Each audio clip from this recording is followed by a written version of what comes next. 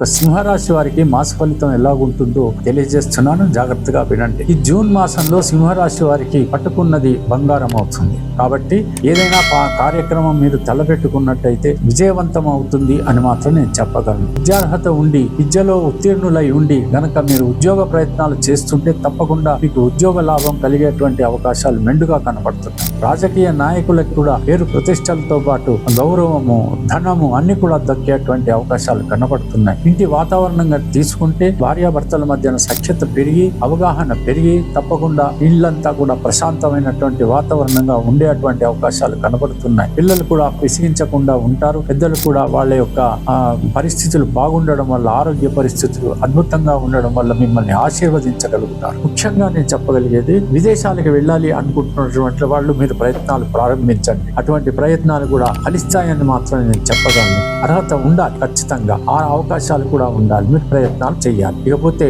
నూతన వ్యాపారాలు ప్రారంభించాలి అనుకుంటే మాత్రం మంచి సమయంగా మీరు భావించాలి. వివాహం కానటువంటి వాళ్ళు వెంటనే ప్రయత్నాలు ప్రారంభించండి. మీకు కావలసినటువంటి సంబంధాలు దొరకటం, వివాహం కూడా జరిగిపోవడం జరుగుతుంది. ఇకపోతే ఇక మరో విషయం, దూర ప్రయాణాలు చేస్తున్నప్పుడు ఖచ్చితంగా మీకు విజయవంతంగానే ఉంటుంది, కానీ కొంచెం జాగ్రత్తగా మీరు ఉండాలి. విందు వినోదాల్లో కానీ శుభకార్యాల్లో కానీ పాల్గొన్నప్పుడు తప్పకుండా మీరు చాలా జాగ్రత్తగా మీ గౌరవం దక్కించుకోవాలి. మితంగా మాట్లాడాలి. అగౌరవమైనటువంటి పరిస్థితులు మీరు కొని తెచ్చుకోకూడదు. ఇకపోతే ప్రొఫెషన్ రంగంలో ఉన్నటువంటి వాళ్ళకి మాత్రం గౌరవం దక్కుతుంది. ఆ తర్వాత వాళ్ళ మర్యాద పెరుగుతుంది, ధన సమృద్ధి కూడా కలుగుతుంది. ఇటువంటి విషయాలన్నీ కూడా బాగుంటాయి. ఈ లెక్కన మనం తీసుకున్నట్టయితే సింహరాశి వారికి ఈ యొక్క జూన్ మాసం అంతా కూడా బాగుందనే చెప్పాలి, బాగోలేదని చెప్పడానికి వీల్లేదు. కాబట్టి మీ ప్రయత్నాలలో మీరుండే దైవ ప్రార్థన అనేది ముఖ్యం. ఆదిత్య హృదయం అనేటువంటి వినటమో చదవటమో చెయ్యండి. అద్భుతంగా ఉంటుంది, ఆనందకరంగా ఉంటుంది, సౌఖ్యకరంగా ఆ పని చేస్తారని ఆశిస్తూ ముగిస్తున్నాను. సెలవు, మరి ఉంటాను. నమస్కారం.